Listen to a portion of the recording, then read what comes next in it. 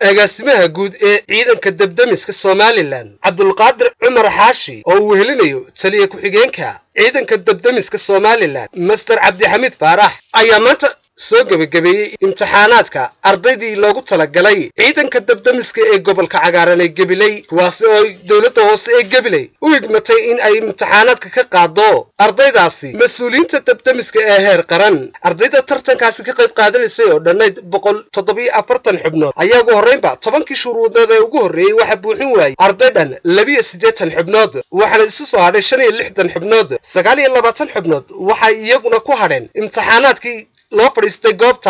goobta lagu qabanayay imtixaanaadkani oo ahayd jaamacadda Timcad mas'uuliyiinta jaamacadda Timcad oo iyaguna qayb ka ahaa qaadista imtixaanaadka lagu kala reebay ardaydani u fadhiistay tartankaasi halka 3 xubnood ay ka maqnaayeen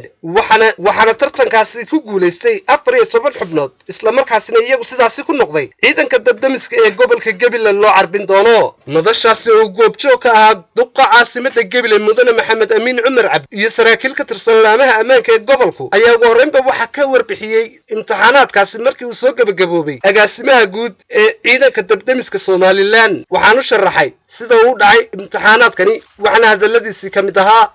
mudane maayar 147 xubnood waxay u kala baxeen 82 xubnood oo aan dhammaystirin shuruudihii lagu xidhay 10kii shuruudood ee ahayd in qof waliba soo dhammaystiro iyo 65 xubnood oo u soo gudbay shuruudaha dhammaystiray ee tan u fadhiistay in lagu kala saaro imtixaan 3 qaybood isugu jira oo qaybta koowaad ahayd dherarka iyo culayska xubnaha gundhiga u ah dabdamiska loo carbiyo 70 kiilo iyo culaysa mitir 75 dherara miisaankaasi waxa uu reebay 29 xubnood waxaana maqnaaday 3 xubnood 32 weeyaan halkaasi 33kii kale ee isku soo hadhay wadarta natiijadooda oo halkan ku cad waxa ku guuleystay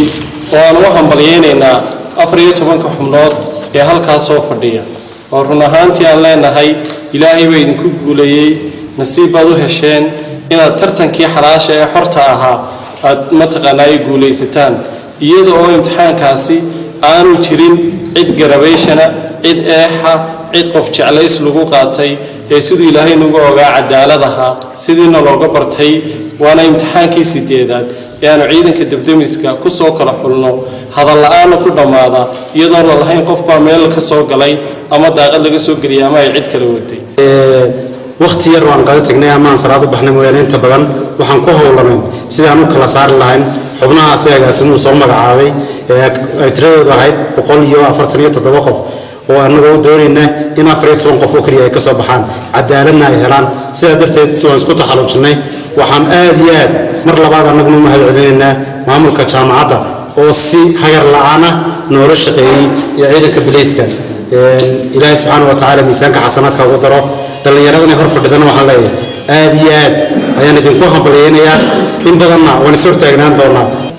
duqa caasimadda Gabiley Mudane Maxamed Amiin Cumar Cabdi oo isaguna hadal kooban halkaas ka jeediyay ayaa hambaliyay ardayda ku soo baxay iyagu imtixaankani sidoo kalena u duceeyay ardaydii iyagu ku hadhay imtixaanaadkaasi waa maalmaha taariikhiga ee bulshada gobolka Gabiley runtii soo mari doona waxaana qornaa in 14kii ma hadda hor fadhiya aad noqotaan unugii ugu horreeyay lagu aasaaso ciidanka dabdamiska ee degmada Gabiley marka laga yimaado in dadaal sameeyeen oo aad iyo aad idinku hambalyeeyay waayo waxa kaga soo dhex baxdeen 147 kaas waa dadaal waanu idinku hambalyeeyay runtii iyaguna way idinkaga dayan doonaan oo waxa weey waa ku dhiirigelin nasiib baa u hesheen karti baa ku timaadeen waxay ka mid tahay runtii adeegyada gol ahaan anagu in la nagu amaano xaq la nooguma laha waa wixii waxa weey aan noo doorateen waxaanu ka mid yahay dabdamisku adeegyada bulshadu ay u baahan aad iyo aad baa u mahadsantihiin waxaan aad ugu mahadcelinayaa ciidanka dabdamiska qaranka oo leeyahay aad baa ugu mahadsantihiin marka laga yimaado maaliyadda gol ahaan waxa weey mustaqbalka waxay noo qorshaysan sida ciidanka siyaasadda u dejisan inaad noqotaan ciidan qaran oo kamid ah ciidanka dabdamiska qaranka ee dalku leeyahay oo miisaaniyadooda iyo hawshoodaba runtii xarumaha ciidanka aad ka mid noqon doontaan hase yeeshee intay taasi inoo suuro gelayso golo deegaan ahaan waxaanu ballan qaadnay oo aanu diyaar u nahay inaanu maaliyadiina hadday tahay gunadiina hadday tahay iidaanka hadday tahay xarunta ay yeelan doontaan iyo hadday tahay gaadiidka lagu soo kordhin doono gaadhigaynu iminka haysanaba inuu golaha deegaanku bixiyo qoladii horeysa ay ku hadhay qoladii labaad ee miisaanka iyo dharka ku hadhay iyo qoladii saddexaad ee imtixaankii laydiin qaybiyey ku hadhayba intuba in ay cadaalad iyo feer ahayd idinkuna markhaatibaad ka tihiin anna markhaatibaan ka ahaa orintaba u joogo lalama qaba tegin hoolkaa jaamacadda lagama bixin natiijadii markaanu soo saarnay eenu dhejinay iyanu albaabka ka baxnay taasi waxay muujinaysaa falilahi alxamdu in meeshaa wax midmadowa iyo wax laysdhaafiyey midna aanu jirin cadaalad ay u dhacday si kastaba ha ahaatee imtixaanaadkani maanta lagu kala saarayay ardayda ayaa noqonaya kii ugu horreeyay ee noociisa ah ee lagu qaato shaqaale noocaasi oo kale ah islamarkaasina loo qabto dhallinyarada gobolka gabiley taasi oo loogu samaynayo shaqo abuur waa maxamed xasan sheekh maxamed jubba muuqaal maqalka caalamiga kelson TV gobolka cagaaran ee gabiley.